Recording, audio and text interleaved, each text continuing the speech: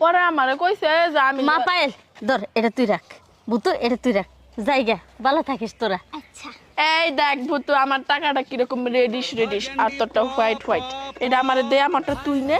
কালকে তোরে আমি স্কুলে যাই মার্শমেলো কিনে দিবনি এক প্যাকেট। আচ্ছা ওই পায়েল এই গ্রামীণ অফিস থেকে বারবার ফোন আইতাছে, দেখতো মানুষটা কেরা রিসিভ করতো। ওরা কোম্পানির নাম্বার মা। আচ্ছা কোম্পানির নাম্বার রিসিভ কর, সাউন্ড বাড়াই দে, আমি শুনি কি কয়। ধর তাতে রিসিভ কর, সাউন্ড বাড়াই দে। হ্যালো জানু, সমস্যা কি? তুমি কেন ফোন ধরো না? তোমাকে আমি কখন থেকে ফোন দিয়ে যাচ্ছি, তোমার প্রবলেম কি? তোমার আমার আজকে টিএসসি তে দেখা করার কথা। করো কেন? আশেপাশে কি তোমার 10 দল মাঠ আছে নাকি?